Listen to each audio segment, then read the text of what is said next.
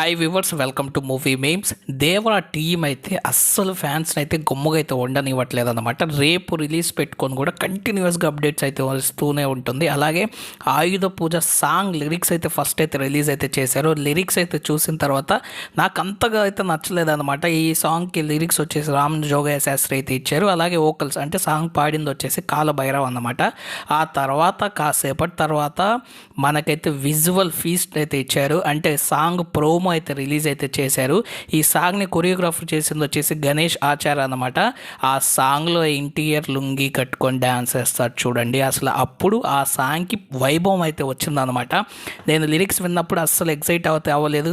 అనవసరంగా ఈ song release అయితే చేసినట్టున్నారు సినిమా రిలీజ్కి ముందు.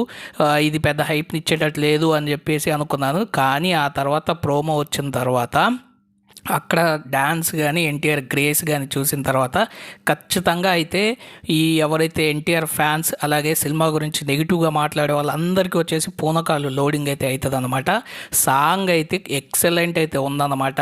అక్కడ మనకు సైఫ్ అలీ ఖాన్ కావచ్చు, ఎన్టీఆర్కి వాళ్ళిద్దరికి మధ్యలో వచ్చిన సీన్స్ కానీ కుస్తీ కానీ, అలాగే ఆయుధ పూజలో ఎన్టీఆర్ డ్యాన్స్ వేస్తుంటాడు. ఎవరైనా చూడకపోతే ఆయుధ పూజ సాంగ్ అయితే కంప్లీట్గా అయితే చూసేయండి. ప్రోమో ఎక్సలెంట్గా అయితే ఉందన్నమాట. ఇది నా రివ్యూ. ఫస్ట్ డిసప్పాయింట్ అయ్యాను. ఆ తర్వాత ప్రోమో చూసిన తర్వాత మైండ్ దొబ్బిందన్నమాట. ఈ వీడియో నచ్చినట్లయితే తప్పకుండా లైక్ అయితే చేయండి అండ్ సబ్స్క్రైబ్ చేసుకొని నన్ను సపోర్ట్ అయితే చేయండి. Thank you friends and by. Take care friends.